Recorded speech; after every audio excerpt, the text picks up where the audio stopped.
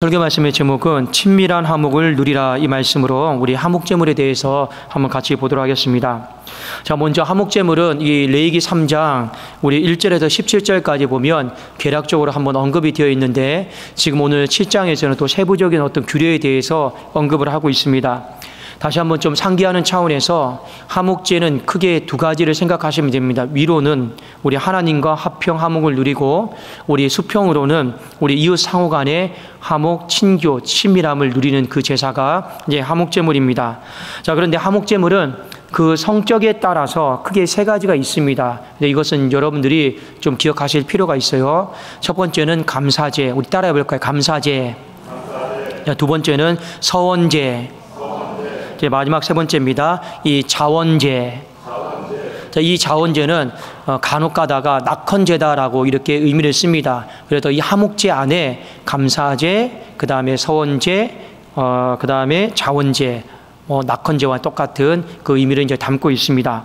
자, 먼저 그 각각의 의미를 좀 살펴보면, 이 감사제는 은혜와 관련된 거예요.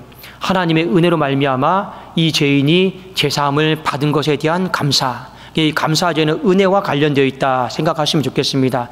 은혜, 하나님이 이 죄인을 은혜로 용서하시고 은혜로 사하시고, 그게 너무 감격스럽고 감사해서 하나님 앞에 드리는 제사가 감사제입니다. 자, 서원제는 뭡니까? 우린 다 알고 있죠. 내 서원의 어떤 표시로 하나님 앞에 드리는 건데, 내가 하나님 앞에 어떤 것을 약속했어요. 약속을 했습니다. 그 약속에 의지해서 하나님 앞에 올려드리는 제사, 그것이 서원제고, 이 자원제는 정말 내가 기쁘고 원해서 드리는 건데, 보통 이 자원제가 성경에 보면 낙헌제와 같이 의미가 쓰여 있습니다. 이 낙헌제, 이 낙자가 즐거울 낙자거든요. 헌자가 바칠 헌자거든요. 즐거운 마음으로 바치는 거, 이거나 자원제나 낙헌제나 똑같은데, 보통 이 낙헌제, 자원제는 성경의 그 용례를 살펴보면 특별한 감사. 그래서 이 성전 여러분 봉헌할 때 보통 뭐라고 합니까? 낙성식 한다고 그러죠. 이 낙성식 하는 겁니다. 그래서 이 자원제와 낙헌제는요, 보통 건물이나 성전을 건설했을 때 그게 또 하나님 앞에 드리는 제사였다, 이렇게 좀 보시면 좀 좋을 것 같습니다.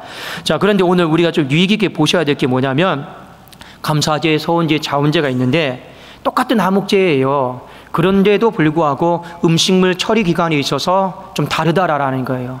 이게 감사제가 달라요. 뒤에 서원제와 자원제는 똑같아요. 근데 감사제만 어떻게 다르냐면, 당일날 무조건 다 처리를 해야 되고, 이 서원제와 이 자원제는요, 이튿날까지 되도록 마지막 3일날까지는 우리가 좀 처리를 해도 무방하다, 이렇게 좀 되어 있습니다. 요 의미가 좀 무엇인가에 대해서 좀 우리 좀 해석하고 좀 살펴보았으면 좀 좋겠습니다. 자, 먼저 레위기 7장 15절 볼까요? 자, 감사제에 대한 하나님의 규례입니다. 15절 같이 한번 읽겠습니다. 시작. 감사함으로 드리는 화목제물의 고기는 드리는 그날에 먹을 것이요 조금이라도 이튿날 아침까지 두지 말 것이니라, 이렇게 되어 있죠. 감사제는 무조건 당일날 다 소진하는 게 원칙이에요. 절대 이튿날까지 남겨두면 안 됩니다. 반면에 이 서원제나 자원제, 낙헌제는 당일날 먹는 것이 원칙이긴 하지만 다음날까지 최소한 늦어도 셋째 날까지는 먹을 수 있었습니다. 자, 우리 한번 레위기 7장 16절 17절 같이 보도록 하겠습니다. 자, 시작.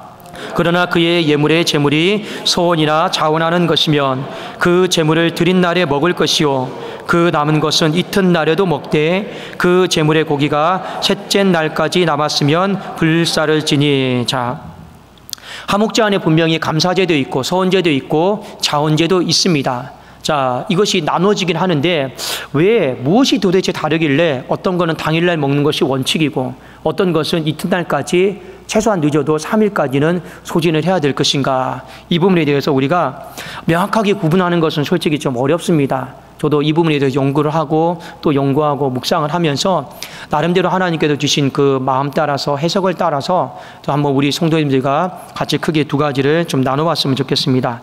자, 먼저 여러분, 감사제는요, 뒤에 있는 이 서원제와 자원제와 조금 성격이 다르다 하는 것을 좀 아실 필요가 있어요. 감사제는 여러분 뭐와 관련된 것이라 했습니까? 철저하게 하나님의 은혜와 관련된 거예요. 하나님의 은혜와 관련되어 있고, 그런데 희한하게 이것은 무조건 당일날 소진하는 것을 원칙으로 해야 됩니다. 이것 딱 생각하면 무엇을 생각하셔야 되냐면, 구약시대 때 하나님이 이스라엘 백성들이 광야 생활에 매일매일 내려주신 만나 있죠. 하나님의 그 만나, 그걸 우리가 좀 생각을 하면 본문의 해석이 조금 더 쉬울 것 같습니다. 자, 하나님께서 이스라엘 백성들에게 만나와 메추라기를 주셨어요. 그 은혜의 양식입니다. 근데 그 은혜의 양식은 한 가지 법칙, 룰이 있었어요. 뭡니까? 하나님이 무조건 당일날 다 소진하게 했습니다.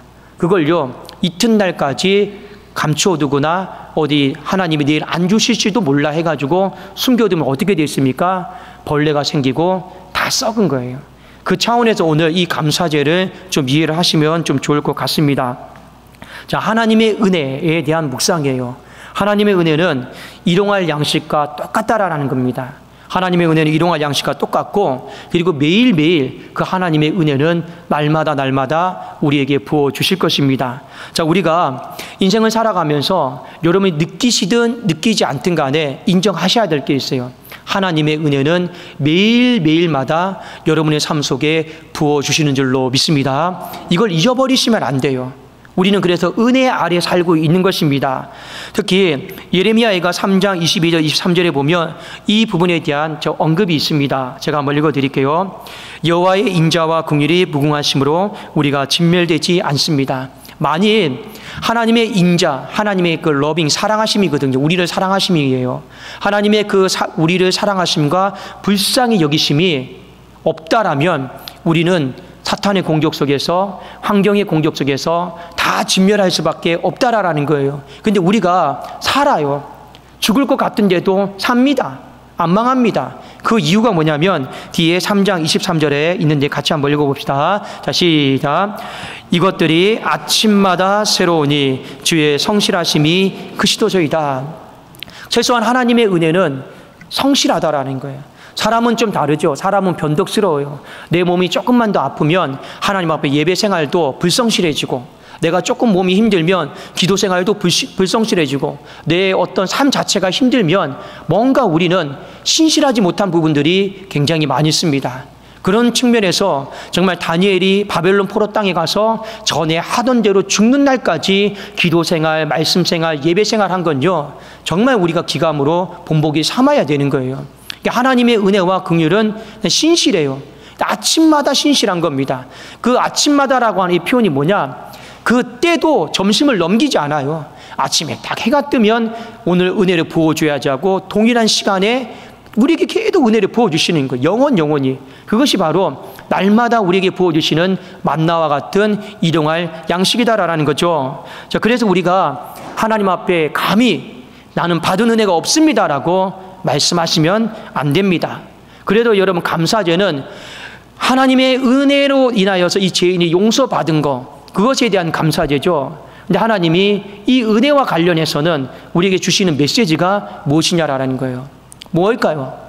여러분이 만약 하나님 앞에 은혜를 받고 살아간다라면 그 은혜에 대한 감사를요, 다음 날로 미루지 마시라라는 거예요. 미루지 말고 그날 여러분 날마다 하나님 앞에 만나를 먹는 것처럼 그 은혜에 대한 감사가 있기를 주의 이름으로 축원합니다. 왜 여러분 이게 중요하냐? 사람이 간사해서 그래요. 간사해서요. 은혜를 딱 받고 처음에는 하나님이 하셨습니다, 하나님 덕분입니다 하잖아요. 조금만 시간 지나면 다 까먹어요. 내가 했다고 그래요. 내 공로고 내 힘이다라고 해요. 그래서 하나님 앞에 은혜는 딱 받는 그 순간에, 만나가 떨어지는 그 순간에 먹는 게 낫습니다. 그냥 그게 우리의 삶에 필요해요. 진짜 인간이 못됐거든요. 간사하거든요. 정말로 하나님 앞에 다 은혜로 살아간다 하는데 조금만 시간 지나면 내 능력이요, 내 힘이요, 내 공로요, 내 자랑이요 하면서요, 이게 다 둔갑이 돼버려요. 잘못하게.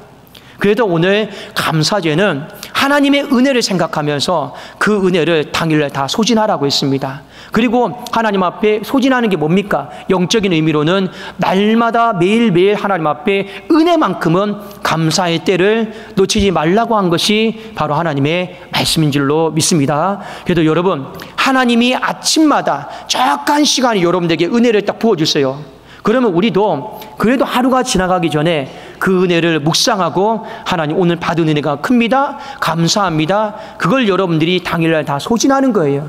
그걸 다음날로 미루면 은혜가 희미해집니다. 그걸 또 다다음 날에 미루잖아요. 기억이 안 나요.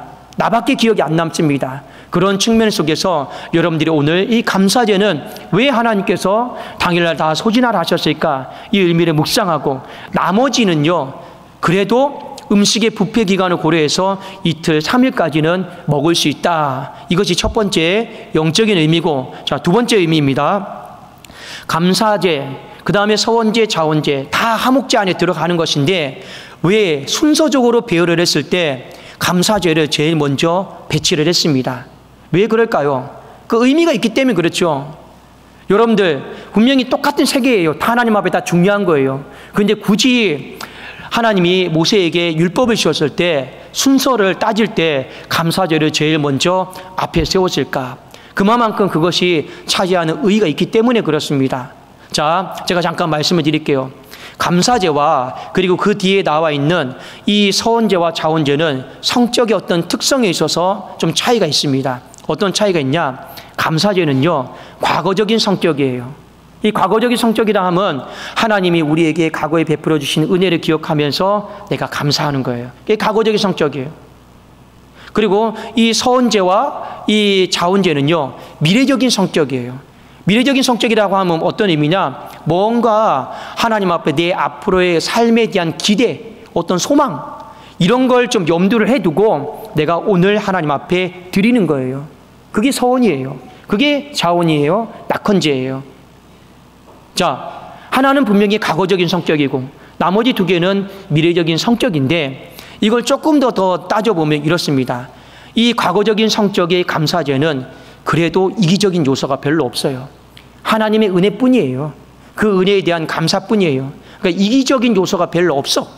그런데 뒤에 서원제하고요, 자원제는 그래도 내가 무언가를 하나님 앞에 바라는 마음으로 드린 게 맞아요. 그래도 이것은요, 우리가 인정을 하든 하지 않든 이기적인 요소들이 들어가 있기 마련입니다. 근데 오해는 하지 마십시오. 신앙생활이라 하면 기도도 마찬가지입니다. 그러면 하나님은 우리에게 이 감사제와 관련되어 있는 이기심이 없는 기도만 드리기를 원할까? 또 그건 아니에요. 하나님은 우리의 필요를 아시는 분이에요. 때로는 우리의 신앙도 이기심이 들어갈 수 있어요. 내 기도도 내 필요, 어떤 내 요구, 이기심이 충분히 다 들어갈 수 있어요.